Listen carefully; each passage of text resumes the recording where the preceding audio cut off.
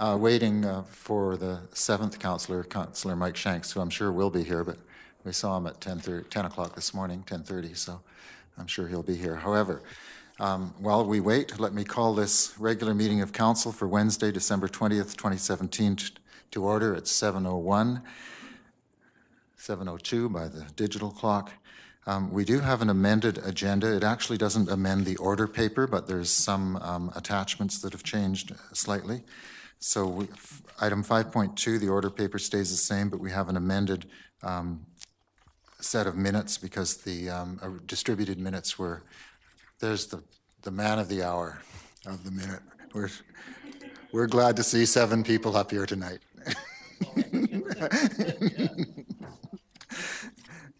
Thank you. So 5.2 has an amended minutes so that it actually has the right release of in-camera items. The other change is the bylaw 8.2A.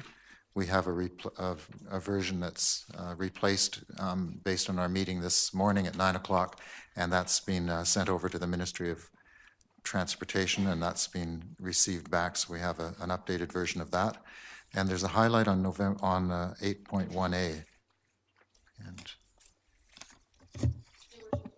that's simply a typographical error. The version that was distributed doesn't show the date. It says November XX, so it's minor.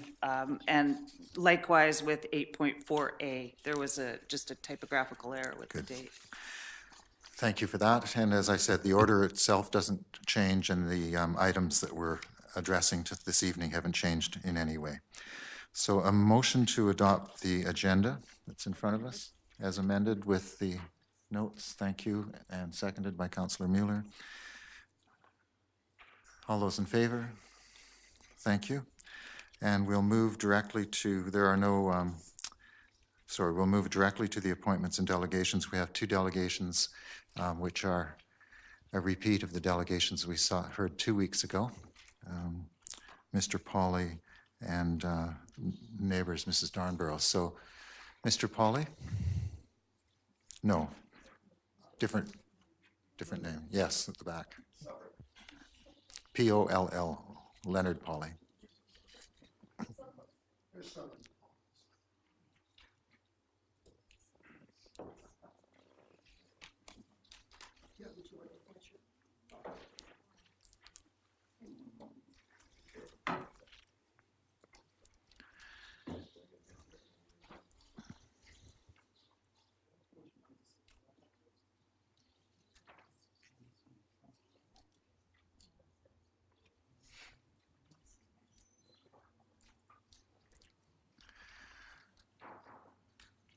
Thank you. If you turn the microphone on, I'll make sure it stays on. Thanks. Hello? And you could lift it up a bit so you don't have to reach down. And we're pleased to have you here tonight and to receive the benefit of your views in the following delegation. However, I will point out that these 2, what I call dueling delegations, have been in front of the Advisory Planning Commission, they've been in front of the Planning Commission, they were in front of Council 2 weeks ago, and Council tonight, and I've yet to see any relatively new information. So we hope you can be brief and to the point. Dear Council, you are being asked to vote on my application for a floodplains exemption regarding a property. And if you could lift the microphone a little towards you, that'll be a lot better. Thank you. Hello? Yeah, that's good. Okay. You are being asked to vote on my application for a floodplains exemption regarding a property that I have owned for 37 years, which is R1 zoned and meets the OCP and bylaws. Else staff would not be in support of this application. This application has had numerous professional environmental and geological studies, which were peer-reviewed, and approval from the Salish Nation. I was not given the opportunity to address the APC with supporting documentation to clarify this application, which should be taken into consideration to their vote. Furthermore, the previous APC in June of 2014 approved the floodplains exemption on my first application. Therefore, there is inconsistencies when referring to the APC. This area is fully developed and congested with inconsistencies of character from 3 commercial marinas, one being 250 meters away, commercial areas, townhouses, private docks, R1 zone 500 square meter lots surrounding the area, including waterfront neighbors. This property is the last property in this area to be subdivided, while neighboring properties do not meet the criteria for further subdivision. Therefore, setting precedents in this area is null. This application meets with the provisions in the Local Government Act, the provincial guidelines for granting the floodplains exemption based upon technical reports submitted, the district zoning bylaw 320, which identifies flood control requirements, designates flood levels, flood construction levels, setbacks, and elevations. If there are any issues regarding zoning, density, civil issues, then they should be addressed when I present my development permit to council, as the floodplains exemption deals with the safety of the homeowners and the environment. As this application meets all scientific-based criteria regarding the flood regulations as proven by geotech, civil, and environmental reports, I request council grant approval of this application. This is the shape of my property. This is the lot sites. That red zone will be what will happen if you do not grant the application. It'll ruin the property. I never asked this property to be hourglass shaped. It's hourglass shaped, and the way the 15-meter setback comes in, it'll make it useless for any further development. So this council, other councils never had granted this shape, but one council did. So I'm asking to take that in consideration. I'm also asking to take into consideration the hardship I've dealt with. Thank you. Thank you. And I do agree it's been a long process with some hardship. I have a neighbor as well, if you don't mind. Sure.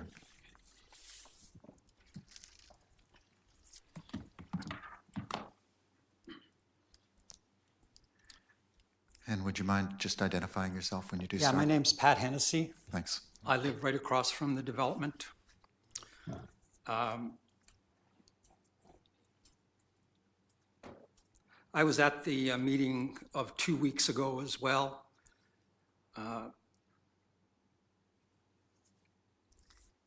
My view is that the development is not detrimental to the local area. It's with all of the amenities he's planning on adding, sidewalk, lights, so forth. It'll be much safer for my grandchildren who live on this street. My neighbor is new, so I haven't talked to him, but the next neighbor is in favor, and my son, who's the next furthest neighbor, is also in favor of Mr. Pauly's development. We think it's a good development, a good idea, and he's owned the property for a long, long time. And there is really, that I have heard, no good reason why he shouldn't be allowed to develop it. He's planning on putting many amenities, as I said, sidewalk, curb, gutters, and so forth, and new pavement in the area as well.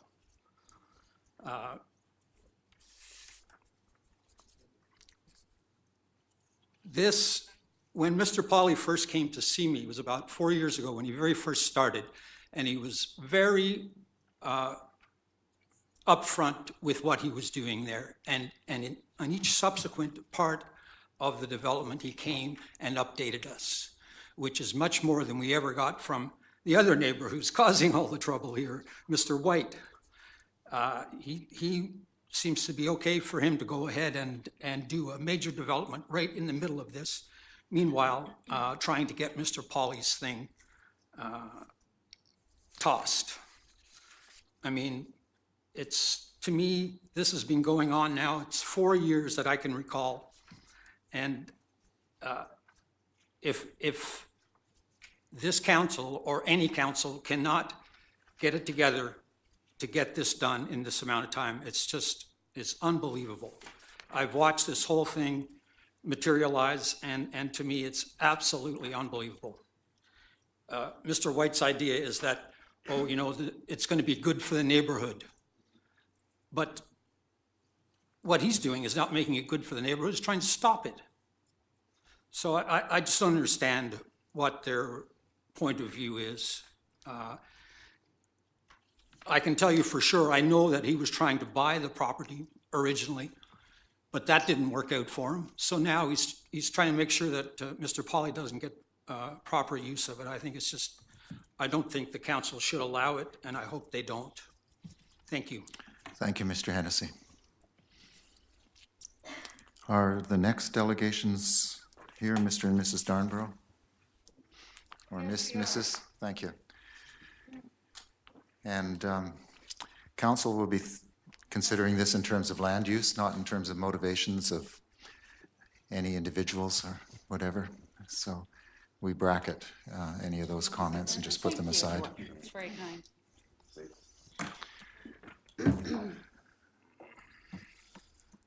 Thank you. Good evening. Mr. Mayor, councilors, staff, and members of the gallery. I'm Angelia Darnborough, the spokesperson for our delegation this evening. And sitting behind me is my father, Peter. The White family is watching the meeting online as they are currently out of town. Thank you for allowing us the opportunity to speak. The White and Darnborough families are immediate neighbors of the proposed Polly development and are profoundly impacted by the council's decision regarding this project. We trust that you have taken the opportunity to read Mr. White's letter on pages 5 to 7 of tonight's agenda, which provides supporting details of our concerns regarding the proposed Polly development, in which both families are in complete agreement. I'll touch on some of the highlights here relating specifically to the application for a variance to reduce the flood control setback. We believe that some view the technical reports referenced by Mr. Polly as an endorsement of the proposed setback. However, this is simply not the case. The reports conclude there is no technical reason why the setback cannot be reduced due to the risk of flood or erosion. The question is, why should and why would the council approve this application given the potential impacts of the decision? If the council approves the variance permit today, the following will occur. They will have voted to overrule the unanimous recommendations of their appointed Planning Advisory Commission and Planning and Community Development Committee to reject the proposal. It should be noted that the commission is made up of professionals, including architects and contractors who clearly understand the OCP, DPA guidelines, and the neighborhood plan for West Porpoise Bay, and who made the extraordinary effort to make a site visit this past July before making their decision. They will be effectively increasing the buildable area of the 1.45 acre parcel of land, allowing for the development of 7 lots. The visual impact of this subdivision will be staggering in a negative way. Imagine an 80-meter long rock face up to 8 meters high, topped by a 1-meter concrete wall and chain link fence on one side of the property by the White's home, and a 99-meter long concrete lock block wall as high as 3.6 meters, topped with a road and another chain link fence on the other side by our home. The amount of concrete block being used is approximately 280 square meters. These elements belong in an industrial park or along the gravel delivery chute in Seashell, where such a wall exists, not in a residential waterfront neighborhood. They will be approving a submission by a property owner who specifically disregarded the recommendations of his own experts. The first technical report recommended, in order to minimize the impact of a reduced setback, trees should be left standing at the back of the property near Marine Way to provide shade for the tidal area in front. However, the property was clear-cut, completely eliminating that shade cover and potentially jeopardizing the salmon that pool in front of the property, waiting to spawn in nearby Cook Creek, which is on our property. Also, the removal of the promenade negated the report's conclusions. They will be setting a precedent for future developments by disregarding the importance of the 15-meter ocean setback established by provincial legislation and district bylaws, as well as the guidelines set out in the OCP and DPA. The property owner has appealed to council, stating that the increased number of building lots created by the reduced setback is required to make the development financially viable. We submit that the economics of a project should not be council's concern, but rather ensuring that all developments within the district be held to the standards and guidelines stipulated by the OCP and DPA. We are not trying to deny Mr. Polly's right to develop his property.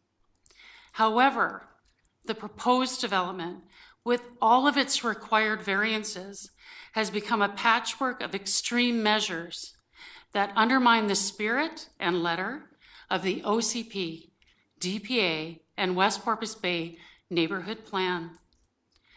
After careful and thoughtful consideration, both the Planning Advisory Commission and the Planning and Community Development Committee concurred and voted to reject the application. Councillors, we earnestly request that you align with the recommendation made by your appointed representatives and deny the application for the flood control exemption. Thank you very much. Thank you very much. We'll be dealing with this item as business item 10.2. My estimate will be that it's going to be after 8:30, so probably about an hour and 10 minutes from now. Thank you. But we Thank you very will much. get to it. So thank you very much to both of the delegates, delegations this evening.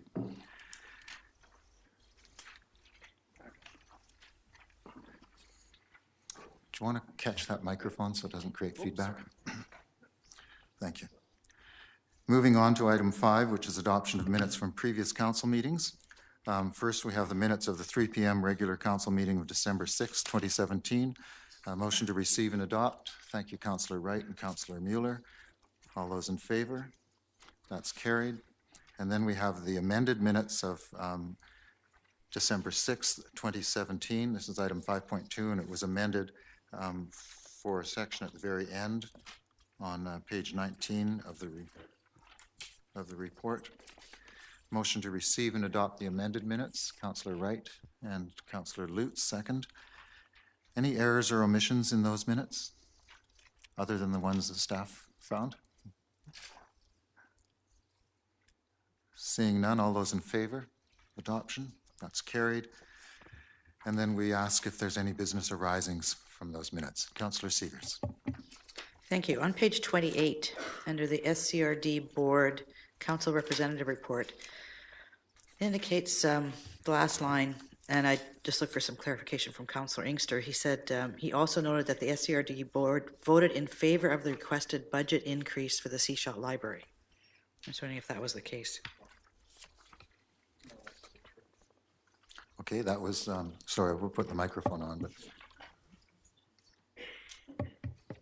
Yeah, I didn't, I didn't say that. I did say that there was some discussion of potential increase at the regional district table, and it was just a heads up to this council that there was a potential increase that would come to us in our discussions, which will come, I think, in January. So it's just a heads up to this council that there's a larger discussion, a wider discussion on the increases proposed. Thank you for that. Yeah. And really, in terms of process, we should have noted that when we were looking at amendments to the minutes, because those minutes are clearly wrong. The budget hasn't got to the point of voting. There was a preliminary at the most. So if we can backtrack I think we need to amend the last line of 11.2 in the minutes of December 6th to say that Councillor Inkster also noted that the SCRD board discussed the requested budget increase for the Seashell Library. If that's going, that's in as an amendment. If Councillor Inkster would move that amendment. Sure. Thanks. And seconded by Councillor Seegers, who brought it up. All those in favor? A little bit awkward in terms of process, but that carried, and now we have that Yeah, I much hope more it's correct. clear to council now. I'm sure, I hope I was clear that evening, but now that it's been correct, I hope council was clear what I was attempting to give them a heads up to. We haven't seen the YouTube, but I'm sure you were perfectly clear. Okay, for once. It's always the minute taker. Okay, any other business arising? Thank you for catching that one, because moving on, there's nothing under, well, that was 6. Item 7, minutes of the Committee of the Whole meeting from 7.1, which is page 30 to 33. And we would receive those minutes now. There was no recommendations whatsoever, so just a motion to receive. Thank you, Councillor Seegers and Councillor Lutz. Any discussion of those minutes? All those in favor of receipt? Thank you. That's carried. 7.2 are the minutes of our own Finance, Culture, and Economic Development Committee meeting. First, a motion to receive, Councillors Wright and Seegers. All those in favor? And then we need to adopt the recommendations, which would be recommendations 3 through to the end. Recommendation 8, motion to adopt. Thank you, Councillor Seegers and Councillor Wright. All those in favor? And those are carried.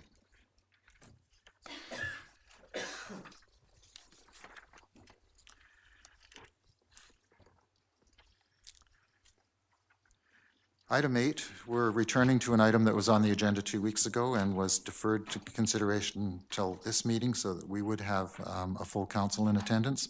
And it is on RTC Properties rezoning. And we'll start with a report from the municipal planner. If I have a motion to receive that report. Councillor Shanks and Lutz, second. All those in favor?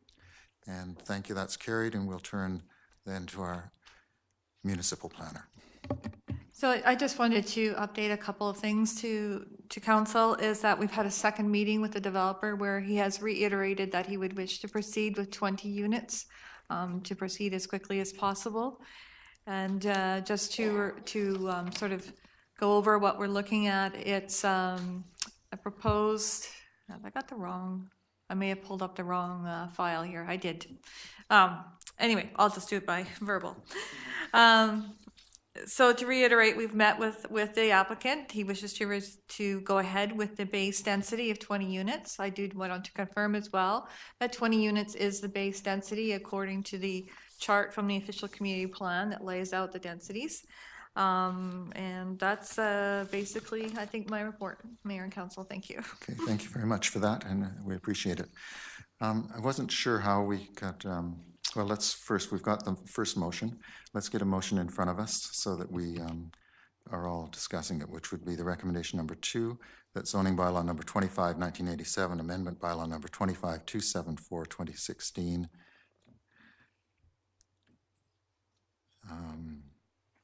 be amended, and then 3, that it be given third reading. Let's do the amendment first. I thought we actually did that amendment 1 month ago.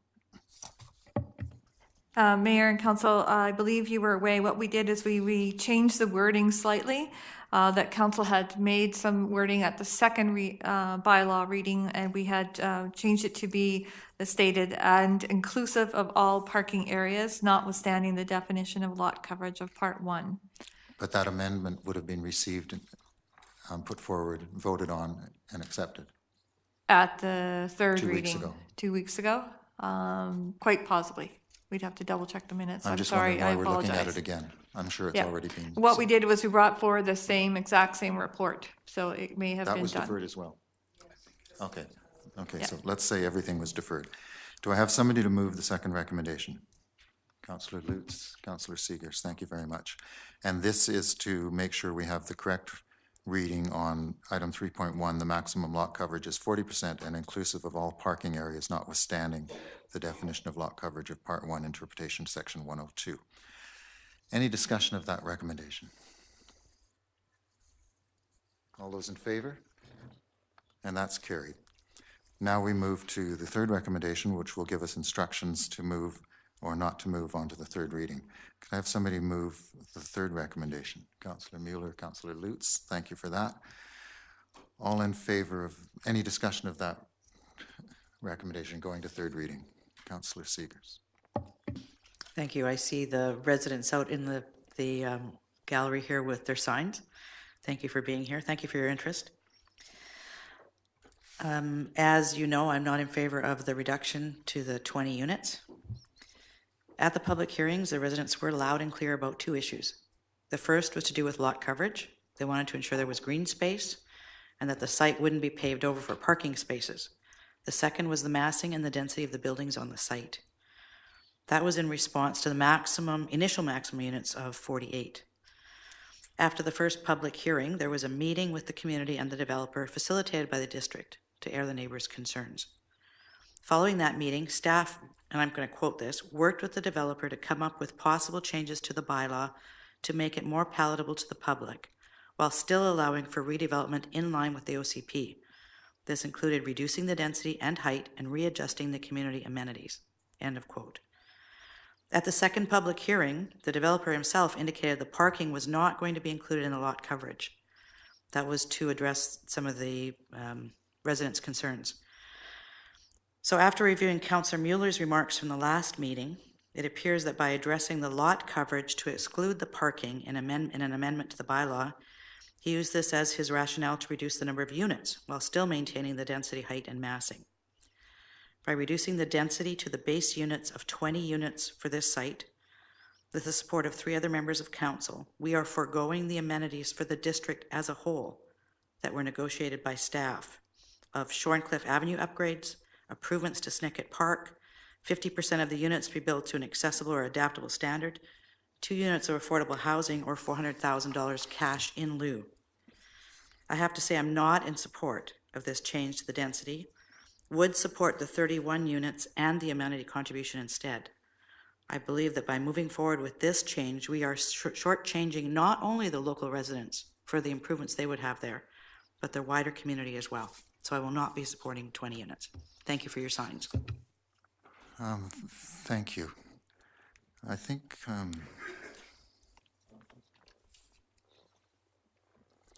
I'll recognize Councillor Mueller. I want to put myself on the list. This is not going, I wasn't sure when we'd get into the discussion, whether it would be at this point or whether it was when we got into third reading itself. So just in terms of process, I'm trying to watch how this goes. But I think we're into the discussion of whether we should move towards third reading, and then we'll also have probably a quicker review of third reading. So I'll recognize Councillor Mueller.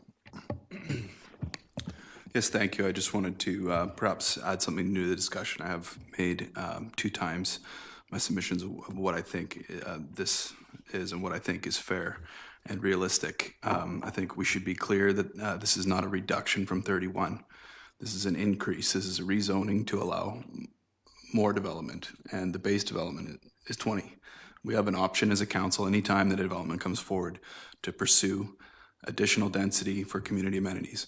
And we heard really loud and clear from the local residents in this case that that's not something that they were interested in. So I think even though this is not something we have done very often, this is one of those times where, and I'm very well aware that we've foregone some community amenities here. That is one of the things that I've struggled with, but I think that this is the right compromise for the proposal at hand, and I think I'm comfortable with it. I'll say that again, and I will be voting in favor.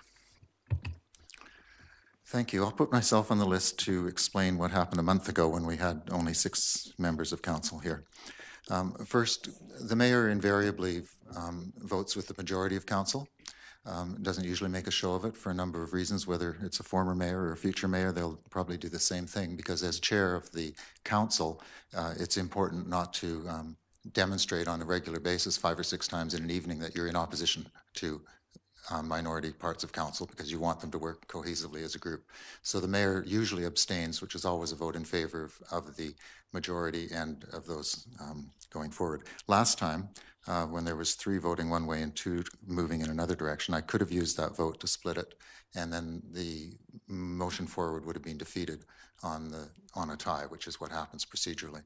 But I wanted to clarify that because lots of people notice that I don't make it, I don't demonstrate my vote, and that's really about cohesion on council and the role of the mayor as chair of the meeting and speaker of the meeting rather than as an advocate on one position or another. 1 month ago, when I watched the discussion go by, I wanted to explain why I went in the direction I did. And we've struggled with this for some time. It hasn't been an easy decision for council to come with. We've had that extraordinary community meeting between the immediate neighbors and the developer that Councillor Seegers spoke to. All of this because we've been working towards a decision that didn't come easily or lightly. What I did see 1 month ago at the council meeting was councillors, and particular Councillor Mueller, moving toward a transitional zoning, which was transitional in a number of ways. Because it's not simply about the number of units on a site and how that transitions to the neighboring properties from single family to a higher density. We also have to think about transition in terms of economics and social issues. So thinking through the number of people on the site was a key part of Councillor Mueller's thinking, that having less people on the site was as important as having less buildings. And also, as it was pointed out, if there's fewer units, they'll probably be more expensive. That's actually an important transition as well, because we want a relatively even transition in financial, within the neighborhood, that there are people of similar means and similar financial backgrounds in those areas. So I thought the notion of a transition that was more gradual than abrupt was very important to support. I also heard Councillor Shanks argue that, from his point of view, this was much closer to the vision plan that was adopted by council. And I always look to those who've got longer history in terms of the community input over time to sort of address how they support that. On the other side, I heard very clearly that Councillor Seegers was supporting the 31 units and a higher density. And then I heard Councillor Wright moving away from the 31 units, but not sure that he was comfortable going as far as 20. But he had clearly decided that 31 units wasn't something he was going to support. He preferred that it go back to staff for another round of negotiations to see what might come forward. At that time, and then I had to consider Councillor Inkster, who wasn't there. I know Councillor Inkster always supports higher density, and he usually tries to support the business community, which both the SDBA and the Chamber of Commerce are on record of wanting higher density. They just want more people in proximity to their shops, and they think if there's more people, there'll be more purchasers. So I took that into consideration, but I also know that Councillor Inkster usually votes with the majority of council, and very seldom votes in a way different than Councillor Shanks. It's one of the things I watch to see what the patterns are. And so I actually thought, well, Darren would probably be about half a vote on one way and half a vote the other. Councillor Wright was clearly half a vote away from 31, but in favor of something else. So I added those two up as one more vote, and one vote for and one vote against between the two of them. Councillor Seegers, and that's how I went through and sort of sorted out what I thought the majority of council would support when it really came down to it. Now we're back in front of it, and I think it's important for council to consider a couple of items. First of all, we are dealing with the OCP and what is actually the base density in the OCP. So it's been approved by councils before us and by the community before us. We have to be very careful that if we want higher density, we make the decision for higher density in and of itself, that it's good for that piece of property. And then we ask staff to negotiate what amenities and bonuses might be. If we do the reverse and start saying, well, we actually want those amenities, and because we want those amenities, we'll accept the density, we've got into selling zoning. And as soon as we start selling zoning, we can be challenged because it's outside the community charter and it's explicitly something we can't do. The first density bonusing in Sechelt, the first community amenities were at the beach house, and it happened in 94 or 95, I can't remember the exact year. And the developer, Mr. Anderson, had to cough up an extra $250,000 in order to put the project together in the way he wanted. And it was very controversial because we were not doing that kind of thing in Sechelt at all. And one of the lessons we learned in that process was, again, make sure that the development density is something you approve in and of itself, and then what do you negotiate back? So when I heard councillors saying that I really want those amenities, therefore I'm willing to go to the density, I wanted you to be really careful about how you phrase that decision-making. The density is important. If it's important, then it stands on its own, and then we look for amenities that compensate for that, as opposed to the reverse. I think that there are important values here about the nature of Sechelt and the direction, and I saw people struggle on that particular site of land. As many of you know, I've been pretty neutral on this. In fact, when it very first came in at 48 units, I said, well, I'm glad it's still within the OCP. That's a statement, it's on the record, it's on YouTube. And I have not been opposed to any of the developments so far. But what I do see on council and from the community is that this site in particular needs to reflect the values of Sechelt in the past and going forward. And how do we do that? And I think that we will do that best by sticking to the base foundation of the OCP rather than trying to increase density at this time. Others would like to speak? Councillor Wright. Oh, thank you, Your Worship. I don't believe in selling density for amenities. I don't believe 31 is the right number, and I don't believe 20 is the right number, and I've explained that, so I won't go through that again. I'll not support this at this time because I believe that it is the wrong density. There are two communities within Sechelt. There is the local community, and that is the people who live adjacent to the property. But there is the community at large, and that is all of Sechelt. And is an increased density in the downtown area good for all of Sechelt? And I think you have to balance what is good for all of Sechelt against that which the local neighborhood wants. And I can understand that. And that's why I took the position that I did. At the last meeting, I was the one that put the deferral motion on the table. And it was very clear to me that with 6 people at the table, it was going to be a split vote and it was going to be lost. And I did not want to see that happen. I also did not want to delay the project. I took the liberty of emailing the developer the next morning and explaining that situation to him, and that's why I deferred it. And I got an email back from the developer saying that he was comfortable with the 20 units.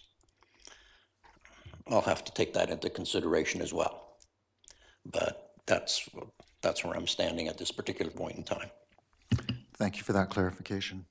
Any others who would like to speak? I see Councillor Lutz. Thank you.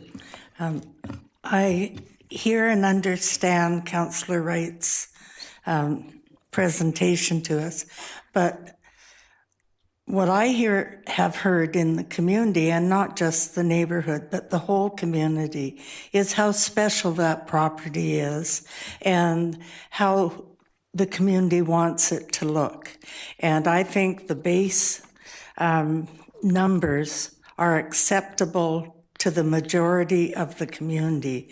It's some density, more people will enjoy the property than 1 or 2 homes. But it isn't so overpowering in numbers that it takes away the residential appearance of that part of the community. So that's why I will continue to vote in favor of the base development numbers. Thank you, Councillor Lutz and Councillor Inkster. Every piece of waterfront along Trail Bay has had lots of discussion, so this is not unique. The developer's not being chosen special for this. Every single one from the far end across. So, Councillor Inkster. So it was an interesting synopsis you gave of Your absent vote, yes. Of my absent vote. Maybe perhaps I don't have to come. Stay away at recycling conferences. They're fun too. This has been a tough issue, and it's something that I've spoken to a couple other councillors on in the last few hours. And I'm looking at a compromise position on this issue. And what the compromise position is, as has been indicated, I look at a number of the properties in Sechelt, especially near the downtown core.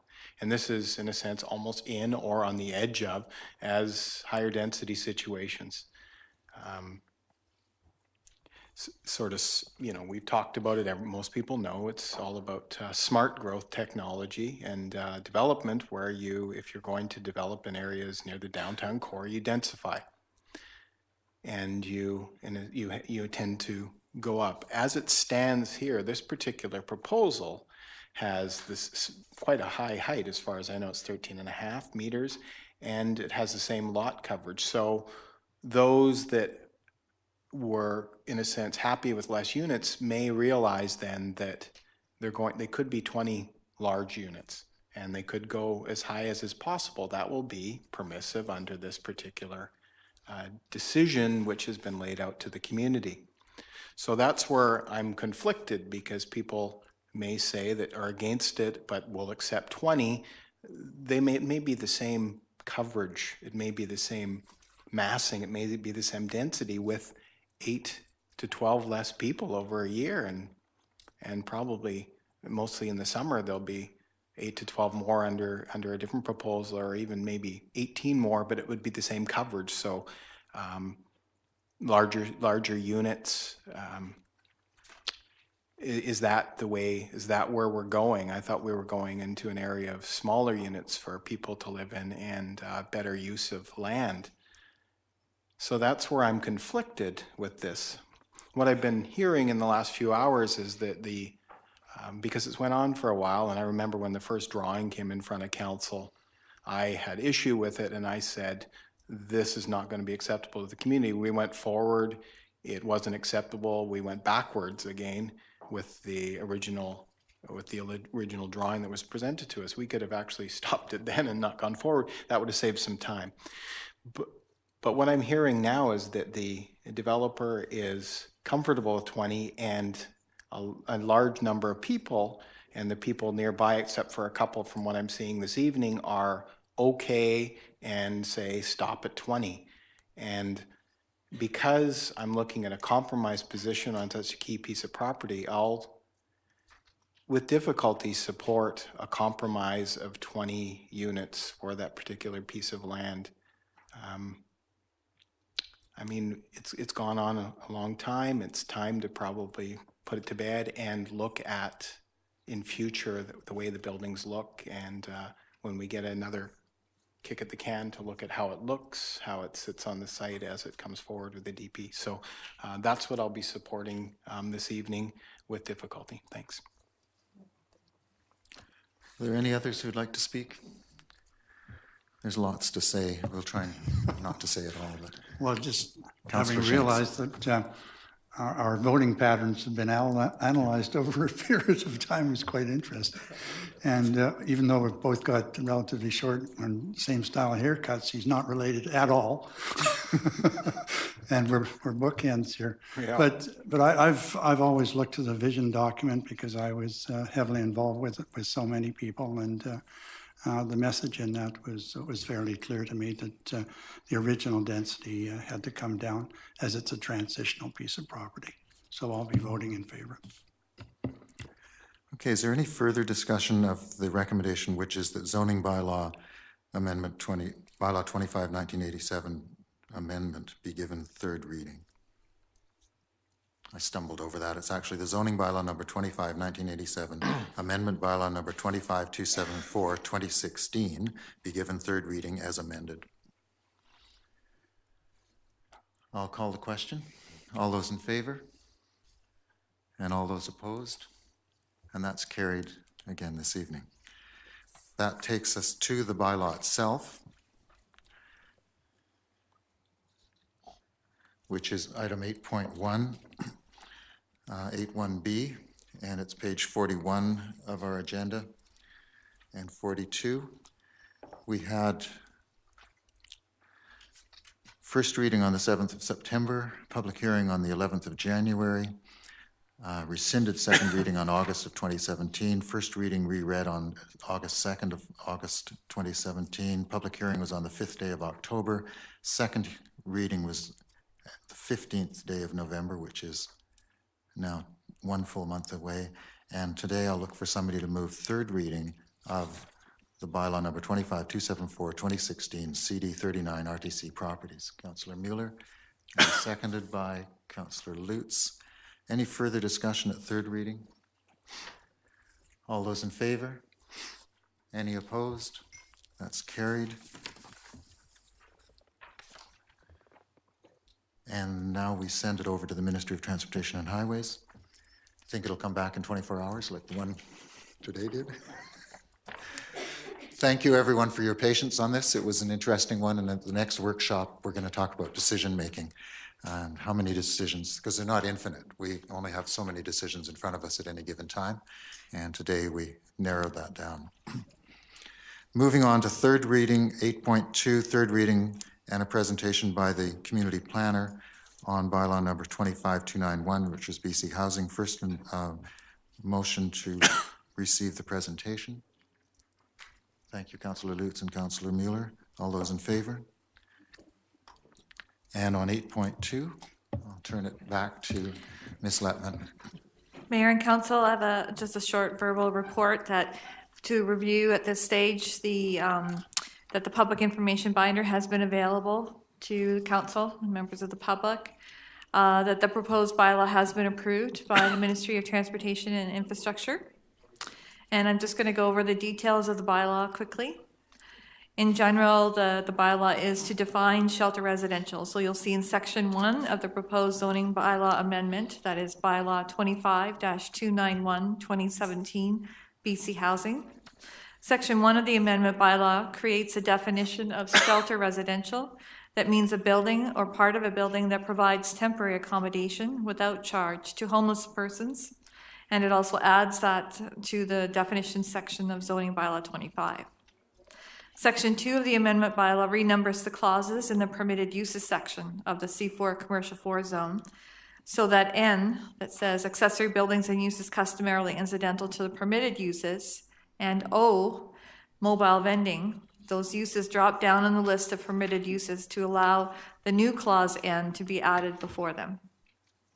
Section 3 of the amendment bylaw adds the new clause N, and that is shelter residential only on the property legally described as Lot C, CN 37416, except part in reference plan 19878, Block G, District Block 304, Plan 10030, PID 009-596-305, addressed as 5653 Wharf Avenue, as shown on the plan attached to and forming part of this bylaw as Schedule A.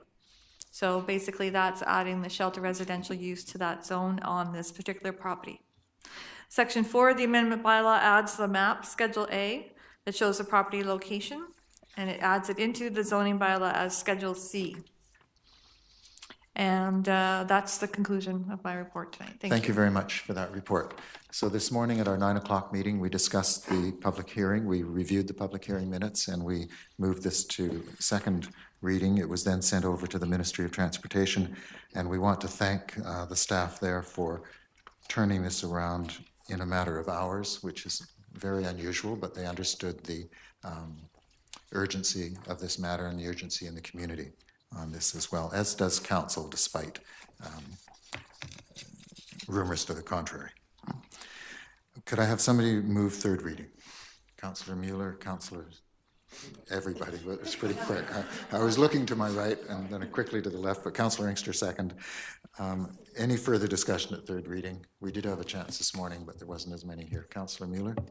I've got to say something here because it's, to me, this is one of the best things that we've been able to do around this council table. It's a really feel-good moment for myself to be on council and to be a part of this. I want to thank staff for going above and beyond in terms of tightening the timelines and making this actually work before Christmas. And also just a little bit about the community. We had some type of it was a difficult backlash to the original proposal by BC Housing. This compromise, you may say, or the stopgap measure is something that the community has more or less completely supported. And are we a caring community or not? Well, I mean, I think it's been shown without any doubt that we are. If you get on social media, all you're seeing at this time of year is people coming out of the woodwork with no other reason other than to say that they do care and to go out and find types of resources to help those in need. Council can do its part, and I'm excited that we will be voting on this tonight. I'll be voting in favor. And Councillor Lutz. Thank you.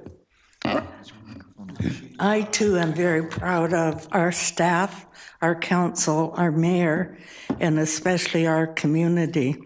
This answer to the problem came directly from the community first, the way things really should. And we were able to pick it up and help to make it happen. So thank you to the staff, the community, and the council. And Councillor Inkster.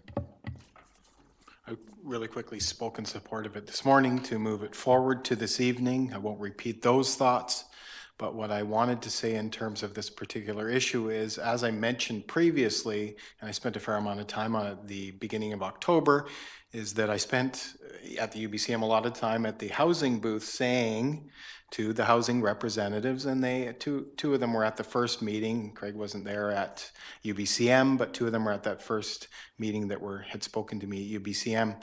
I said to them that when they were coming to Sechelt in the next week or two, that they were putting us in a very difficult position, that the community was not comfortable with that particular location.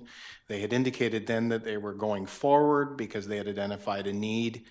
Thank goodness that BC Housing looked at other examples within our community, because I think it was setting us up for a very difficult decision and some divisions in the community. So I'm glad that they looked at another opportunity, which was hastened by somebody coming forward, a young lady in the community come forward with a solution, which I heard about fairly soon after, and thank that person for giving us another choice and another opportunity to meet the needs in our community that we know, have heard, are quite great, especially when it gets colder. So I'm glad that another opportunity, another option came forward. I'm glad that there's caring people in the community that are willing to put those options forward. And I'm supporting it, and I hope we can help those in need as quick as possible within the next day or so, and I think we can. And you know, I just want to end by saying society is judged by how it treats its most vulnerable, and I think that Sechelt is treating its most vulnerable starting this evening in a very good way. So I applaud what we're doing. Thank you. Thank you. Thank you. All those in favor of third reading? Any opposed? That's carried. Could I have somebody move adoption? Councillor Seegers and Councillor Wright could move adoption. All those in favor of adoption? And that's carried unanimously. Thank you, for Council, for all the work on that. It is positive, and on a per capita basis, Sechelt is way ahead of the Lower Mainland in its care for those who need housing. Yeah. And if anyone's watching YouTube or paying attention, they can start using the upper deck at 5 to 8 on Wednesday evening and be in full. You can text it? Yes, okay. It's fully approved, and nobody's going to, not that anyone was going to stop them yesterday, but it's all compliant today. Thank you all for that. That's makes up for the difficult one previous. Also for 3 readings, coming to 8.3, Porpoise Bay Harbor Regulation Amendment Bylaw, 8.3B, and again, we start with a report from the corporate officer, Councillor, motion to receive, Councillor Shanks, Councillor Seegers, all those in favor, and we'll turn to the corporate officer for a brief report on our 3rd reading of the Porpoise Bay Harbor Regulation. Thank you, Your Worship. This matter comes before Council per a resolution that was passed at the December 6th Council meeting that an amendment bylaw come forward that would amend the daily parking rate for vehicles and vehicles with trailers at the Porpoise Bay Harbor. The appropriate bylaw has therefore been drafted and brought forward for council's consideration of 3 readings. We can do all 3 this evening? Yes. That's what I wasn't clear on. So we haven't done first reading? Okay. No, because this isn't a land development bylaw, it's a regulatory bylaw. You can give 3 tonight. Thank you. Could I have somebody move first reading of bylaw number 494-2, 2017? Councillor Mueller, Councillor Lutz. All those in favor of first reading? That's carried. Could I have somebody move second reading? Councillor Wright and Councillor Shanks. Thank you. That's on the floor. Is there discussion at second reading? Yes, there is. Councillor Seegers. Thank you. I have a couple of questions. What are the methods of payment that will be available to those parking in that lot? Do we know that? Corporate officer. Operationally, there is ticket dispenser equipment that we have and that will be installed there. It's an automated ticket dispenser process, and signage will also be put up, directing people to where those dispensers are. And the method of payment? I'm not, are you sure? I think it includes plastic, like a debit card or something, but I'm not 100% sure. Will it include cash? Definitely cash, yes. Yeah, I'm wondering about credit cards, et cetera. I'm not sure about. Perhaps that could come back the next time. Cash obviously, but not sure about cards. Yeah, so that's an operational detail. And then Schedule B, under 4 parking rates. How do we distinguish between B and C? We've got a vehicle with trailer, $6 per day, and we've got overnight parking, $10 per night. So how do we determine what is the day, and is it 24 hours? How do we determine what's what here? Well, Your Worship, again, an operational question. I can't really speak on behalf of our wharfinger or bylaw enforcement, but what has happened in the past is that the parking lot was monitored, and that we'll have to monitor it. And, you know, a vehicle that was there overnight would, I mean, if they're parking from dusk to dawn kind of idea, I mean, overnight, we haven't actually put a definition in as to what overnight is, but it would be somewhat or what within. per day is. It might be that 12 hours is a $6 ticket. I think and some overnight is more. discretion there, yeah. Okay, that needs some clarification, because somebody may challenge us on that and say that they bought a ticket for a day, and the last day they knew was 24 hours, and we want to be able to deal with that. Any other? Yeah, that's it. Yes. That's important to find. So our schedule, now, schedules and regulatory policies can be amended by staff, but those are important ones to fix. Okay. Any other discussion at second reading of the purpose and intent of the bylaw? Because we want to make sure that's in order before we, Councillor Seegers. Thank you. I still have some concerns with regards to the agreement that we had with the Lighthouse Pub with regards to parking. And so I'm looking to see how this will play out and whether or not we will be fulfilling our portion of the agreement we had with them. And that agreement was made available to councillors resident of the Covenant, I think. So we have our judgment of that. Thank you. And I see Councillor Shanks. Yes, along the same lines, Your Worship, I think we were awaiting a report in terms of building a business case for operation of Porpoise Bay Wharf, which would be address the parking issues, currently the rates for parking there, and the agreement that we had with the Lighthouse Pub. I believe we're waiting for a report. I'm not sure of that. So Okay. I'm not sure if staff is aware. And that would be a broader business plan for the wharf. Yeah, I think. What discussion was it in, though? Was that at a committee stage, or was it in our work plan, or was it in this? I'll look to Director of Corporate and Financial Services to see if he can respond to that. Thank you, Your Worship. I'm trying to recall whether it came from Council or the Finance, Culture and Economic Development Committee, but we certainly are looking into a discussion on the entire wharf operation. I do believe the last council meeting when this came forward because it was pulled out of those, this item was pulled out of those minutes for discussion. We subsequently brought back a proposal to seek a grant from the BC Rural Grant to do a study next year looking at the entire wharf operation. And once that's done, we would certainly come back with something else. We saw this as somewhat separate from that, but ultimately would lead into that report as well. So parking is a small part of what may be part of a larger report. Is that helpful, Councillor Jenks? Okay. And I think next is Councillor Inkster. Yeah. On second reading of the bylaw. Yeah, I don't think this particular item was contingent on that study. That was to come later, as well as the information on the plan. We have some documents upstairs that would help with that, as well as operational information. It's been done before. So, okay, that's all I need to say on that.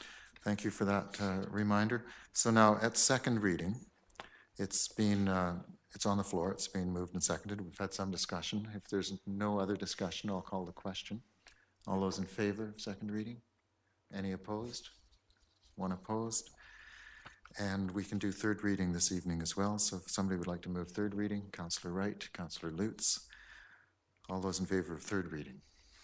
Any opposed? Again, one opposed.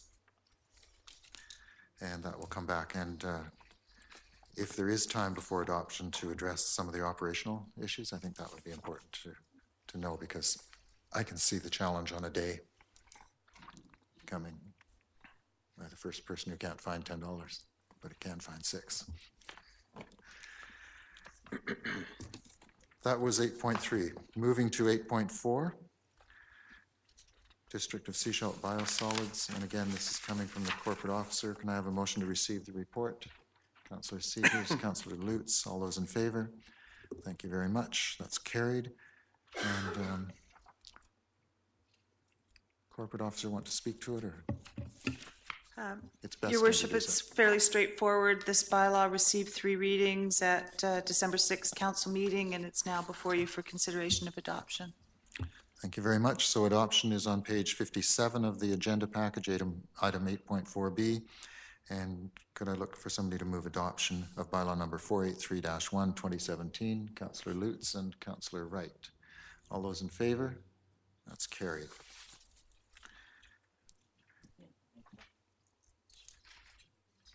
Not an adoption. Let's move to number 9. There's no new business, and we're now at item 10.1. Report from Community Planner on the Parks and Recreation. This is for information. Motion to receive the report. Councillor Lutz, Councillor, seconded by Councillor Wright. All those in favor? And we'll turn to Mr. Thompson, who's been patient. Thank you, Your Worship. So I just wanted to provide Council with a update on Phase 1 of the Park and Recreation Master Plan 2018 process. So at this point, we have finished Phase 1, and we are just starting to move into Phase 2, and I thought it would be a prudent time, especially also before the end of the year, to bring Council up to date on the process so far. So since September, we staff have been working with the consultants in this project. We've hired Lanark consultants based out of Nanaimo to help us through this process. And we have formed a district team to complement the Lanark team, which is representative of the various departments, including finance, GIS, planning, parks, and engineering, etc. We began work just in the week of September 25th, and that was a lot of the kind of scheduling and our plans for consultation moving forward. And here you can see the schedule. So based off this timeline, we're finishing at the end of March, beginning of April, with a finalized plan. And this is in the report that you can actually read, not on the screen, but you know. So in October was a lot of the background research. So we have a lot of work that we've done in the plan in parks over the last 10 years, and before that even, looking at going back to the last master plan, which was 2006. We have also done the official community plan since then. We've had lots of capital improvements in our parks department since 2006. Then we're also looking forward into a 5-year capital plan, our parks operations currently that Parks handles outside of what may be simply known as a parks, as well as finding out some of our neighborhood demographics to kind of look at how our communities changed also since the last plan. Also in October, we did a site tour with the consultants, and we toured a large variety of our parks, trails, and beach accesses throughout the entire district. So we visited every neighborhood to give our consultants a very good working picture of what kind of resources and nature we're dealing with here. And through this process, we found, a lot of interesting information about how the community's changed over the last 10 years, just from a demographic point of view. And a lot of that was highlighted when we went to public consultation in November. As some of you council members recall, we had a lot of boards set up at a public open house on November 16th, including how much we've grown, how much the population has essentially aged in 10 years, and everything that was presented at the public open house. And there we also had the presentations of some various other activities, such as the work that's been done in the last 10 years, the opportunities for people to submit their feedback on sticky notes, which we have transcribed and have given to our consultant to work on. So they are actually in the preparation of preparing recommendations coming from all those comments we've received. Also on November 16th, we had individual meetings with all the community associations, and these 30 to 45-minute meetings were really helpful to finding out what the current wants and needs of each of the individual communities are. So we got a lot of information from there as well on the kind of more neighborhood specific. Also, starting on November 16th and going to December 7th, we had an online questionnaire. We had some okay feedback. We had 72 responses on this. Overall, not everyone answered every question, and this was not a statistically valid questionnaire. However, this is used to help inform the statistically valid questionnaire, which we're moving on to getting launched in the new year.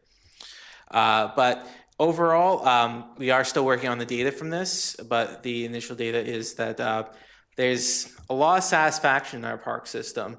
Most people are ever ranking it as satisfied or very satisfied. And then the second most is neutral responses, and we're getting very little not dissatisfied or very dissatisfied responses. So overall, we're seeing a lot of general happiness with our park system. So what we've been doing this month is developing the statistically valid survey, working with the consultants on how we're going to be doing that, as well as developing that potential list of projects. So based off of carryover projects from the last plan and other projects that have been identified through this process is how we're coming up with that. So as well as just kind of reviewing all the information we gathered through the various different meetings. So kind of just the next step, the conclusion of the next step. So currently the project is on budget. The final project may be delayed by about 2 weeks due to the holiday break here and not wanting to have our statistically valid survey going out on a holiday break, as it would be kind of left in a pile of mail, probably not looked at.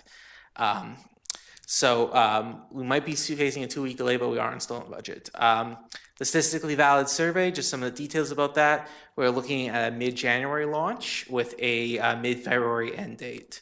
And that will be mailed out to 1,500 randomly selected seashell property owners. Following that, we'll be providing council with another update and the draft recommendations after the statistically valid survey information comes in. But thank you. Thank you very much. Any comments or questions of the plan? Councillor Inkster? Yeah, this... Actually, well, we'll let you go Start first. again? Yeah. This, as well as the sustainability, I'm interested in seeing their final products to see how they compare to the original plans done. And I'm looking forward to this plan to see how it compares to the parks plan done a number of years ago to see, just to make sure we get value. And in terms of the information brought forward, it's interesting because I'm wondering how much of the information gathered talks about playing fields much. And I will tell council that other than the fact that our our parks that would be seen as more passive parks. They're one of the things in the beautification of the parks is the one that gets the high marks. But I will tell this council, and I've said that before, because of the work that's put into our playing fields, we actually have the playing fields that are used when all the other ones aren't used. So that's a quality of life thing for our community and our families. So, but I would say that when I was elected in 1999, the first time around, that I doubt that playing fields were on a lot of the communities that would go to these meetings radar. And it was something that I brought to the table to just say that we need to repair some of our fields and make our nets more legal and things like that. So just some things that I wanted to sort of demographically and psychographically present to council as some of the different things or some of the issues that you may not see on some of these updates is what ends up playing out in use. And one of the big budget things we decided this year was to light a field, to add more lights to a field at Kinnickinnick, and then I think the mayor was up there to see a concert under the lights and how well that's used by the groups and the people that wouldn't necessarily be filling out these forms and coming to these meetings. So it's an interesting perspective that we may have to add to this document. Thank you very much, and I'd just like to validate and verify that Councillor Inkster in 1999 did, without any doubt, lead the charge for family and youth recreation on that council, and we had done almost nothing prior to that. He was a young councillor at the time. He was the youngest. We were really happy to have this youthful vigor, but we didn't. But it is true that especially the soccer and the fields and the playing fields was put on. And Councillor Seegers, I'm sorry, you were first. That's fine. I just want to commend staff and the consultant for the work that they did prior to the open house. It was very evident, and the way the open house was actually laid out, I think the community got really engaged, and it helped to get you some very valuable feedback. So thank you for the work on that. Any other comments? And any response? Yes. Just maybe to kind of answer some of Councilor Inkster's questions. Based on our initial not statistically valid survey, we actually haven't seen much from young people in our responses.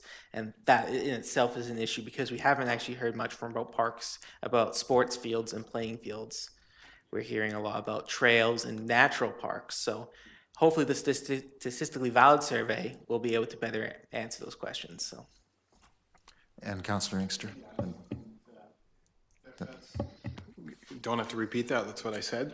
So won't go much further down that road. But what I would say is, I bet you what we're going to hear through the system, the negativity is, and this is where council needs to turn their mind to, because it's a little bit of a political issue, is dog parks. Mm-hmm. I think what we're going to hear is that people still, and it's nice to see there's actual congregations of people that meet at our parks with their animals, but they're not treating the parks like we need them to, and park staff is complaining about it as well. So let's wait and see what we do here. Yeah, yeah, that might be, yeah, okay, we will. And see what we hear, and I'll keep my comments on surveys until after the meeting as well. And the return rate on mail-ins. I didn't realize it was going to be a mail-in, a mail-out and mail-in. So we'll be lucky if we get a few. Any further comments on the park plan? Thank you for that. We'll move on, and thank you very much for your work. I noticed when you were speaking that we used to see you 2 or 3 times a night, all the time, and I haven't seen you here for a while, so I'm glad that the staffing and planning is spreading things a little bit differently. But thank you for your work on this. If I could if council would indulge me now that, oh no, not 10.2, yes, we want to go to 10.2 first, which is a report from the community planner on the Poly flood control exemption, page 62 to 131 of our agendas. And first, a motion that we receive the report. Councillor Shanks and Lutz, all those in favor? That's carried, and we'll turn back to the community planner. Sorry. Thank you, Your Worship. So my report is essentially the same as the report that went to the Planning Committee, but based off of the previous council, regular council meeting motion, I did include the the delegation materials that were submitted by Mr. Pauly and Mr. White. But other than that, the report is the same as the Planning Committee report. Thank you. And this is the first time it's come to council? No. It's been, Sorry, I believe the report was on the last agenda as well. Yes, and it was deferred, yeah, sorry. okay. And if I can just ask a question quietly of the planning chair.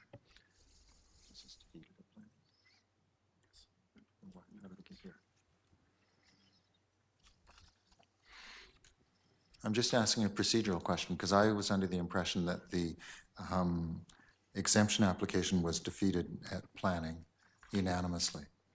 And that's why I'm wondering how it even got to council. Usually if things are split, we bring them forward because there may be a resplit or a potential for things to be considered again. It's here, it's in front of us, we'll deal with it tonight. But I'm just curious about process on that one. Claire, to your worship. Thank you, corporate officer. It was, I'm just looking quickly to see, it might even show in the minutes from last council that council adopted. Basically, this was a recommendation that came out of the previous planning committee minutes. It was recommendation number 14, and it was pulled and dealt with separately. And the recommendation that from planning that council was considering was that the Planning and Community Development Committee recommends to council that the proposed flood control exemption be denied. Yeah, so that's That what was should be in front of us. deferred. Yes, it is. It's actually in the, if you want to look at it, it's on the item 5.2, but it's what was deferred to this meeting. Council then also passed a resolution that it be deferred and brought forward along with a report from staff and the materials submitted by the two delegations at the December 6th regular council meeting. So this is the staff report that basically summarizes what was in front of planning. You did have a planning recommendation, but that was not. So I can get through it now that it's, first I want a recommendation 2 that receives the reports and memorandums. Thank you, Councillor Seegers and Councillor Shanks. All those in favor of that. Now, when we move to the actual recommendations, I think we should start with the planning recommendation. So is there somebody from the planning committee who would move that the application for a flood control exemption be denied? That's what we should be discussing, because that's what came from planning. Is there anyone to move that, which is the planning recommendation? That it be denied. Yeah, maybe we can Just provide a little context as to what happened at planning. Because I don't know if we want to pass this other resolution if it's already been defeated once. What I recall happening at the planning level was that it was not moved at all. Okay. Number 3. And it was simply left. It was just left. It wasn't denied or voted on. And then it was pulled by Councillor Seegers directly to council at the next meeting. Yeah. Okay. Yeah, I think we are.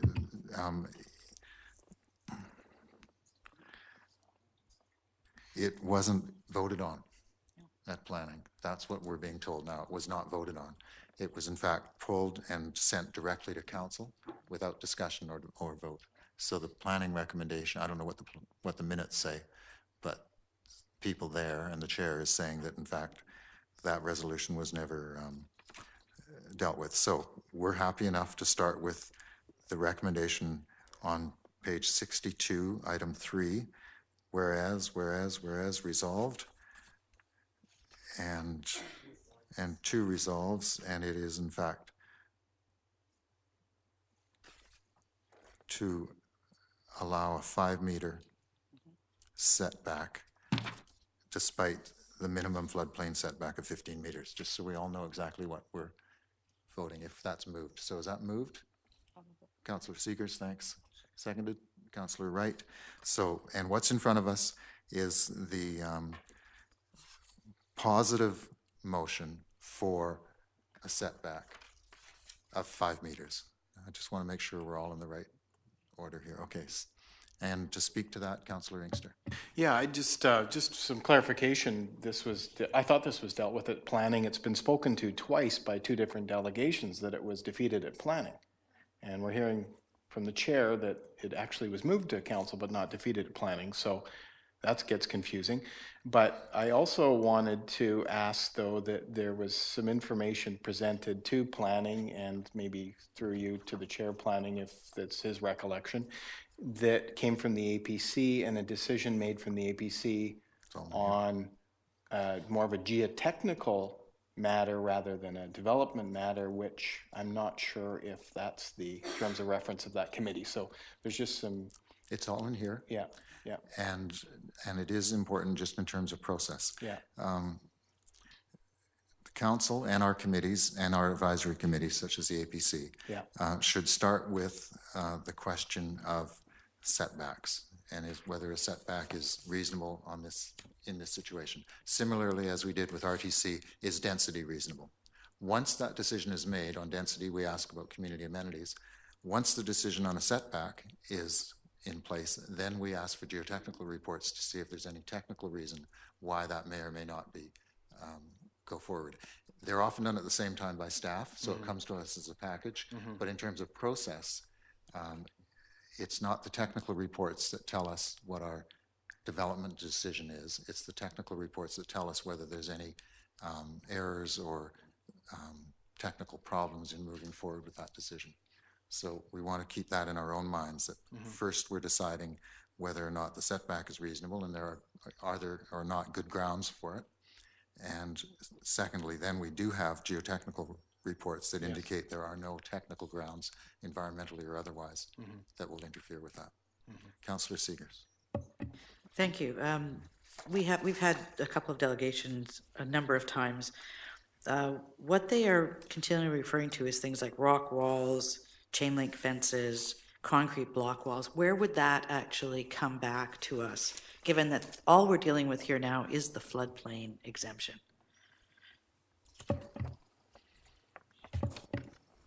Thank you, Your Worship. Some of those questions would be dealt with through a development permit. A lot of those kind of do have more to do with that. Heights of retaining walls, and some of the kind of more form and character aspects as it is proposed for a small lot subdivision as well would be included through the development permit. As well as then some of it would be taken into consideration as part of subdivision approval by the approving officer. So. Okay, thank you very much. Just to be clear on that though, but the subdivision as proposed couldn't occur without particular roadways and built infrastructure. Is that correct? Correct. Okay. So when it comes back for discussion, it's not something that council could actually say, we'll make that road different. There's engineering studies being brought forward for a reason. Council could make conditions in the development permit that would affect the subdivision. So, for example, if retaining wall heights could be limited to a certain height, and then it might involve stepping, and that could affect the application. Or a road width or road requirement could be varied dependent on the development permit guidelines. And there are guidelines about that in the development permit area 5, which is probably falls in. So there are a couple of different things that council could consider through there. Okay, and I look then to Councillor Mueller. Yeah, thank you. Just to comment on the process as far. I know it's been somewhat confusing, and if you look at recommendation 3, that's kind of we'll call it a rare resolution or something that we would find in a staff report. That led to what happened at the planning committee where there was no mover. It was a non-starter, this language. Okay. And then it was pulled at the council meeting because there was some confusion about the reports and the maps accompanying the reports. I didn't consider it new information, but some other councillors did, and that's why it was deferred, and that's why it is on our agenda tonight. I still think that there's no new information based on what was discussed at the planning level and what was discussed before that. There was perhaps a map that wasn't as well drawn as it could have been or didn't indicate, but I didn't think that there was any missing information there. So that was my take. Okay. So we have a motion in front of us, and both of them calling for a covenant that allows structures constructed within 5 meters of the top of the bank adjacent to the sea. Is there anyone wanting to speak to that? For, pro, or against? Yes, thank you. Councillor, could you get his. Thank you. When I look at these, I know there's been somewhat of a back and forth dealing delegations, as you put it. That's not first and foremost in my mind when I'm dealing with this particular issue. We've dealt with a number of these floodplain setbacks, and usually they have been dealt with perhaps a corner of a patio, a small change in use of a boathouse, or something rather small to be dealt with in terms of use. When I look at this application, I can't help but think of all the other people that own waterfront property in Sechelt and whether or not they would prefer to have a setback from 15 meters to 5, and I think that they probably would, almost unanimously. And so there's a fairness thing that comes into play. For myself, the protection of the foreshore, the protection of the waterfront is something that's very clearly laid out in our OCP and all of our policies. And so we're not talking about the rezoning at this point. I think that might be some of the issues around the confusion.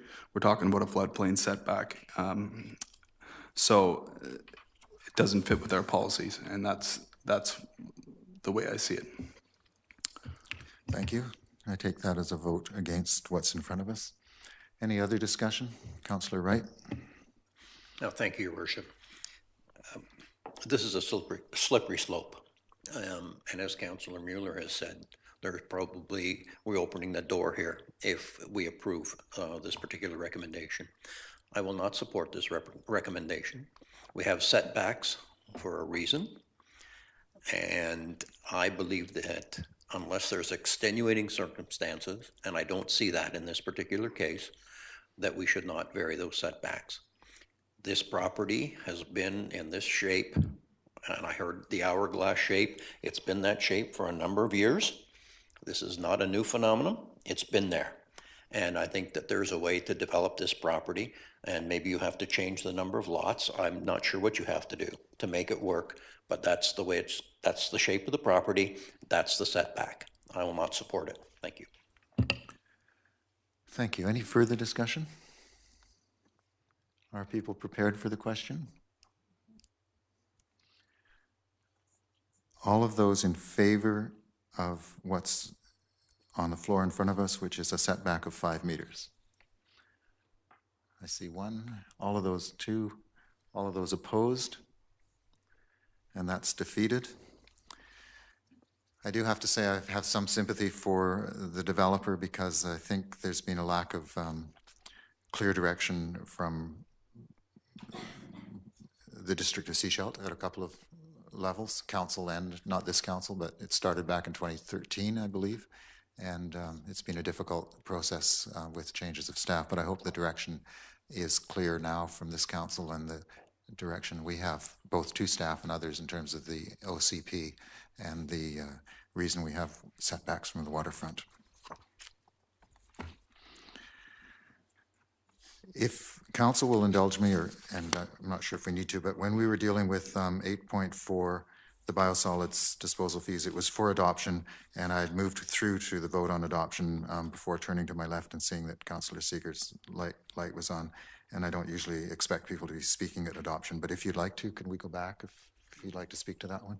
So 8.4, if other councillors don't object, I think that was just a matter of me going too quickly. Councillor Seegers, and this is on 8.4, biosolids disposal fees amendment adoption. Thank you.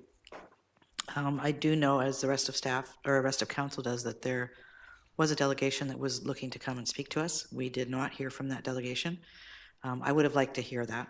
And then I also wanted to reiterate that one of my concerns with this biosolids bylaw as it's put forward was the work that it's going to put on staff.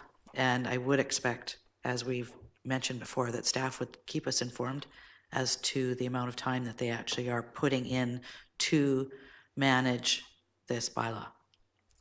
That's it. Thank you. Okay, thank you. Yeah, I had concerns about that delegation as well, but not from the same.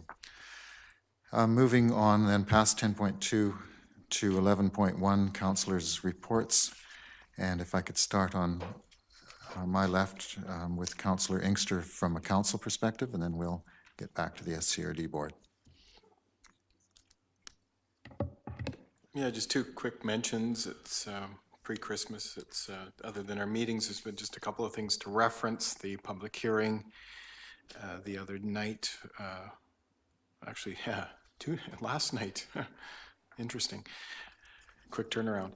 It was good. It was good to hear all the people in support of that one, and made the decision a little bit easier. And the one thing I wanted to focus on was the kids' Christmas party that was put on by staff, and I think I've sent out an email in support of another staff member applauding the work that was done. That event was very well put together by the organizing committee. I know that the mayor showed up and got to take a look at what was going on. It was just a good, from top to bottom, it was just a well-organized event, food, gifts, and things to do for the kids, and then an outside fire event. So I thought staff, just once again, whoever organized that, should applaud them for the work that was done, and I hope they do something similar next year, encouraging them to do that. And I just wanted to finish on that by saying, and I did say it in an email jokingly, that my son was actually the only one that seemed to admit that he was naughty this year. So that was kind of funny when Santa asked him, "Were you bad this year?" And he said, "Yes, I was." So that was kind of interesting. And then he told Dad in case Santa didn't hear him, in case Santa didn't pass it on. So it was kind of funny. That should be honesty. Easy on your budget. Yeah, it might be. Yeah. It might be easy. Yeah, honesty. Future politician, we hope there for the honesty. Yeah. Okay, Councillor Wright. Thank you, Your Worship. First of all, I want to compliment Mr. Thompson on his attire this evening. I really appreciate it. Good on you. I'm starting to think I had a positive effect after 3 years, okay, sitting on council. That was for the mayor. I was going to say, we'll know it's an effect when he gets to the mayor. Normally at the council report, you councillors go through all the meetings that they've been through and all of this stuff. And so being this season, I'm going to give you something a little different this evening. I'll not bore you with the committees on which I sat, holding my tablet and keeping it flat, nor council meetings I had to attend, nor decisions I will need to defend, but rather to council and staff I extend a Merry Christmas to one and all. And as 2007 is starting to fade, I will reflect on the decisions I've made. Of regrets, I have but a few. So to council and staff, Happy New Year to you. Best wishes from my family to all of the staff and the people here and those who may be watching on YouTube. Thank you. Very good. Thank you. That's a tradition yeah. Makes it different. That was the bifocals.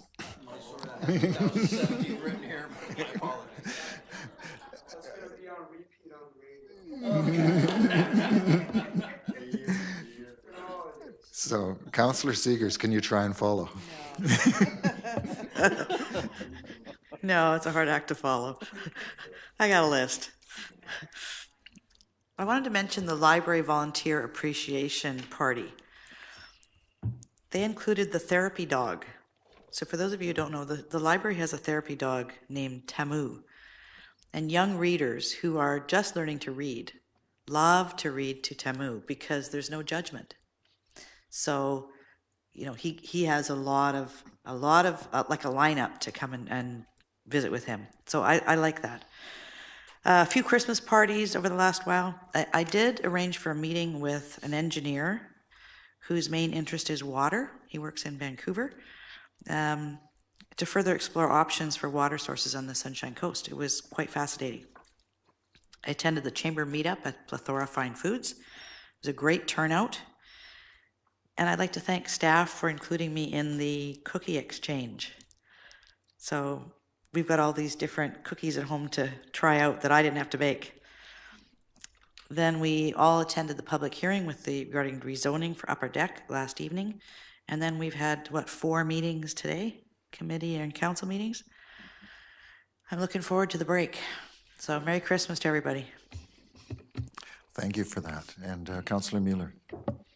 I've never really been that successful at poetry, so I'm glad we have one counselor that is, so that this perhaps for a couple minutes will be a little less boring for those watching. I think for most of council, we just got to see our budget, proposed budget for the next year, so we've been digesting that, and I know that we'll all be thinking about that over the holidays, hopefully not too much, because it should be about family and friends. I'm really looking forward to the break. I think that this year has been one of our biggest years as council. We've made some of our toughest decisions, and for me, it's felt like a much more rewarding year than some of the others.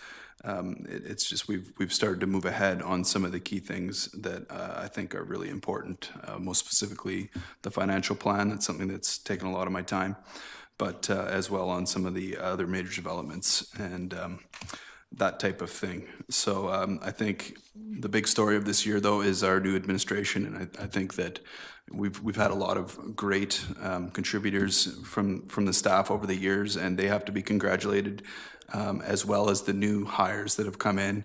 And I'm thinking specifically of a lot of the entry-level employees that came in as admins and as assistants and have moved their way up into positions, and we know that they're doing their jobs to the fullest, and they're learning and taking advantage of the opportunities, as well as doing fantastic work for the community. Also to the management team.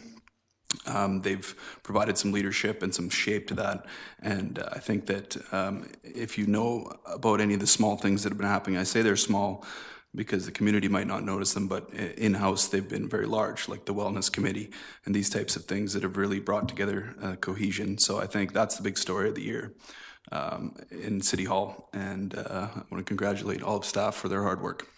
Thanks. Thank you. And as you were mentioning, especially the new hires, the admins and assistants, etc., much of that was guided by somebody who only 2 years ago was a new hire herself. And it's pretty interesting to actually watch somebody fairly young shape a younger staff. I know that the senior management team listened very carefully to Brianne when she's in those meetings and when she's doing the interviewing. And so good work on a lot of people's part. Councillor Lutz. Thank you. I've got a fairly lengthy list, and I'll try and make it as brief as I can. I had the opportunity to take part in the Talk to Your Local Government with Sean Eckford and other members of our community government. That was interesting, and Mr. Eckford made it very comfortable. So I thank him for that. I also attended Sunshine Coast Labour Council and Kinsman's joint breakfast with Santa, and we had well over 100 people, not just kids, but grandmas and grandpas also. Attended the Sechelt Hospital government meeting update on the current renos that are taking place, and that'll be exciting to have that open and functioning. I attended a meeting with a group of people interested in food recovery, and myself and 2 other local government representatives on our own, not as part of our government work, organized the meeting to get the community to gather together and form a working group. And then we've stepped aside for them to take over and try and make some changes and keep some usable food out of land throwaways. Also attended Finance and Culture Committee meetings, 3 other meetings earlier today, SCRD planning and board meeting just as an observer, staff retirement luncheon, and our public hearing last night, of course. And I'm really looking forward to some family time to celebrate Christmas, especially with my new granddaughter, Frankie. So everyone, a Merry Christmas. Thank you for that report, and I'm sure Frankie is the only nice in her first few weeks for this Christmas. Councillor Shanks. Some hard acts to follow this evening, Your Worship, at this time of year, but I would like to just pass comment about the regular attendance of a handful of people that are always here to hold us accountable and question some of the moves that we have made in the past. I want to congratulate our council for working together through so many hard and difficult issues this particular year. At no time have I ever seen any disrespect on behalf of our council members, and that means a lot to me. But my Christmas present is not coal. My Christmas present is, in fact, I'm just elated that we have a full complementary staff of senior positions now. We've filled all those positions, and we're finally able to bring our entire family together in a positive way for 2018. I think with the hires that we've had and the recent hires and the new hires that are coming in, we're set to move this council and this community ahead. So thank you very much, and all the best over Christmas. Thank you. Thank you for that report. And before we go to the SCRD board reports, I'll take a few moments to, again, at this time of year, it's obviously reflective for a number of people. I was going to comment on the reason I was away 2 weeks ago, which was a CEO seminar and workshop put on by the Local Government Leadership Academy, and it's for chief elected officers from around the province, mayors and chairs of boards. And the theme of the conference or workshop, because there's about 40 of us, I think, that were there, was finishing strong in year 4, because this is the first time there's been a 4-year term. And there was 2 things. There's obviously lots of nuggets when you're in a session like that for over 2 days, and you're dealing with everything from CAO performance to holding the council, working relationships to policy issues. We talked to many mayors about the shelter issues and emergency shelter issues, for example, and opioid crisis and things of that nature. But 2 things that I did want to bring forward. One of them is that overwhelmingly the theme in the room for finishing strong in year 4 was to keep to your path and your strategic plan. There was one mayor in the entire room who was elected for the first time and had about 3 years experience, who wanted to build a whole bunch of new things in a water park and this, that, and the others. And every other person in the room was, no, you remember why you were elected in 2014. You did a strategic plan in January, fresh out of that election, which set both the vision, the values, and the work plan based on that. And don't forget that, because the community didn't. And so the whole point was to go back to that, remember why you were there, what you were doing. And it has, in our case, taken us a while to get through some of the more difficult ones. The organizational review done in the spring of 2015 is now just finally in fruition here in December of 2017. But it is in fruition, as Councillor Shanks indicated. So I think it's important for us to remind ourselves of what the mandate was and why we were elected, and whether we're sticking to that responsibility and accountability, and I think we are. The other thing that I wanted to mention, certainly councils need to check in more often, and we don't do that. We're almost always only in business attire and business meetings. We don't check in on how things are going and what we could be doing differently. But one of the things that is clear to me, and it's anyone who's worked with me for more than a couple of weeks, or 3 years in this case, knows that I don't celebrate things a lot. I don't sort of say, oh, that was really good, we should celebrate our effectiveness. And in fact, it's quite clear we should. And I want to give 2 points on that. One of them was that 2 weeks ago, I was away and Deputy Mayor Lutz took the meeting. And it was one of the more complicated order papers and agendas that I've seen in a long time. It had, starting with dueling delegations, it had 2 notices of motion that we rarely see. It had a number of deferrals that come up so things wouldn't go forward. And there was at least 2 very contentious items on the table and other things. And it was very, very well handled. And I wanted to thank Deputy Mayor Lutz for that, and for council for supporting her during that session. I watched a lot of it at different times, some of it live, some of it because I was driving. I had to wait till I got back. But the negative thing for me was, and as I learned more about myself, there was about a 2.5 hour, 2 hours and 40 minutes of meetings. I found 10 minutes that I was disgruntled about and wrote an email about those 10 minutes, as opposed to the 2.5 hours, which was really, really good. So the sense of always looking for improvement and looking at, it was almost a perfect meeting, but for some reason I had to find the 10 minutes that I thought, oh boy, what are they doing? I know, I wonder what they do. So I do appreciate that this council is very professional. And one of the things that's remarkable when you go to these other sessions and you think through and compare what's going on, we know that there's lots of independent votes, as we saw tonight, even lots of different votes. We know that there's some deep political differences on this council. But as Councillor Shanks said, this is one of the most professional and respectful councils of difference that I've ever worked with or seen. And not just if we look across the water at Nanaimo or Lanceville or some of the ones that are having real difficulty, even comparison within Sechelt. When I think of previous councils going back sometimes, this council has deported itself and accounts for itself very, very well. And I want to thank everybody for that, because you come to the table with respect and a willingness to listen and keep your minds open, and there's very, very little of the wrong kind of personal work. So congratulate yourselves on that. It's really important, and I'm glad that we're able to do that.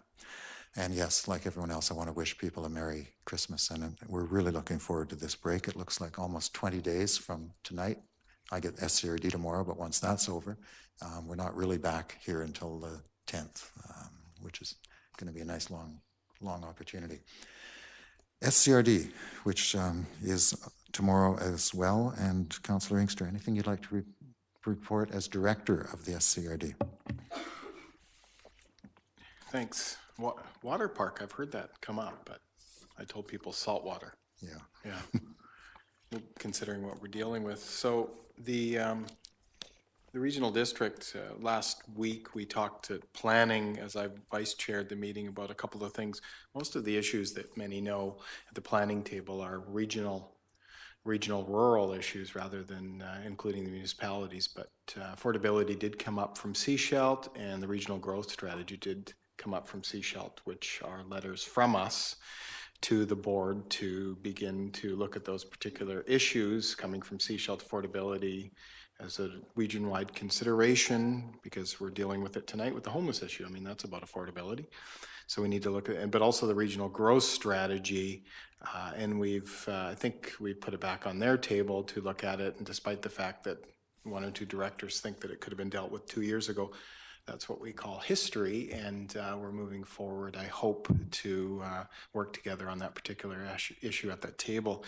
I should also mention that there was water is being talked about as it should be, and as I mentioned last council, we didn't necessarily need myself anyway a motion to be working on that issue, because I have been since I've been there talking about water, but I asked some budgetary questions on the water that, and I've received some answers since on that I have to talk to the mayor about, is probably before tomorrow, because I have some concerns again, and I always introduce things that happen at that table by telling this council I have concerns, and usually that's a red flag. I've done that for years at that table. Tomorrow, a number of those water issues will come up. And by the way, we received a memorandum from the CAO that I'm sure I can share with council on some of the water issues we've already dealt with and some of the studies that have come forward. And it's right here if council wants to see it or get a copy. I'm certainly, unless the Mayor Chair tells me otherwise, I'm sure I can share this document with our council, maybe. And in fact, you should, because part of it has answers to the questions we raised at the Special Planning Committee. Yeah. And they've actually answered a number of those questions that we posed. Okay. So that should be something everyone, in fact, we should find a way to circulate that digitally. We don't have digital copies ourselves, but they must have one over there. So we'll get that coordination going. So I can hand this off to you, Yes. just put it in my box if you either make a copy or digitally create it for council. I'll give you this afterwards, and all of council probably wants to see it. We should be all up to date on that issue, as I hope going forward we'll be up to date on the waste issue, which is another issue we should be considering. Good that Councillor Lutz is talking about food and how to deal with that, because that's the big issue in the waste stream. Tomorrow, though, I should mention that we'll get at that infrastructure meeting, and I know that Councillor Lutz will be there, and Councillor Wright may be there as well. We'll be dealing with water metering. That will be on the agenda, just to let everyone know. Regional water plan timeline, the organics diversion strategy update, which is something I've just talked about. And we'll also look at a letter from Jenny Eichmann, BC Parks, regarding the Chapman Lake expansion project that's on the agenda tomorrow. So I just like to keep council fully informed on those issues, so we are well armed as we move forward on those two issues to work together to solve them as a region. And it's a short letter, but it also points sort of the lens to the indicating to the mayor chair that that still could be a focus when our council would like to look at other options. So that's my report. Thanks. Thank you very much. And I'll just add two small items to that. One, we did announce the chairs and vice chairs of committee, the appointments that the chair of the SRD makes, and I made an attempt to make that as visibly equitable across municipal and rural areas as possible, so that the municipal directors from the town of Gibsons and Sechelt and the rural areas are all equally sharing those kinds of duties. The challenge is, of course, with the Sechelt Indian Band, but I spoke to the band first about the decisions that were being made, and they agreed with the appointments that were made and how they were coming across. And on water, it has been coming up. Our concerns are being taken very seriously, or the concerns, I should say, of our community in terms of focusing on supply and storage rather than on drawdowns. And in the last week, I think it was, when we were discussing water, I did have an opportunity on one of the voting patterns to point out that the weighted vote on water changes the dynamics entirely now that Sechelt has 6 votes. So in fact, our position on water will be taken very seriously, or nothing will go forward. It's that simple. Moving on to some housekeeping items, we have item 12, items for information release of closed meetings. 12.1, request for decision on release of resolutions. That's page 12.1. It was one of the, not one of the amended ones. Put a motion to release item on page 132, 12.1. Councillor Mueller, Councillor Seegers, all those in favor? Thank you. That's carried, and that's regarding the Community Forest Board of Directors director selection process, and a letter that's being drafted by staff and not completed by the second edit, which is mine, but it's on its way. 12.2, council correspondence. Motion to receive, Councillor Seegers, Councillor Mueller, all those in favor of receipt? That's carried. Any of those items we'd like to bring out for special attention? We do have a reference from Clint Davey on the proposed cap bylaw. I know that was sent to staff some time ago. I hope that it's not actually, hope that it is actually somewhere on the work plan. And I think that was it. Moving on then, Sunshine Coast RCMP stats, motion to receive. Councillor Mueller, Councillor Seegers, thank you. Any discussion of those numbers? Property crimes up in District of Sechelt, not by much, but percentage-wise. Any further discussion? All those in favor of receipt, that's carried. And then we move to the Sechelt Visitor Information Stats. Councillor Seegers moves receipt, seconded by Councillor Lutz. All those in favor? Any discussion of those numbers? Motion to adjourn. Councillor Mueller, Councillor Lutz, and thank you everyone for being patient with us tonight, and we really do genuinely want you to have a Merry Christmas, a Happy New Year, good holidays. Final questions of 2017 or comments? Pam Jackson.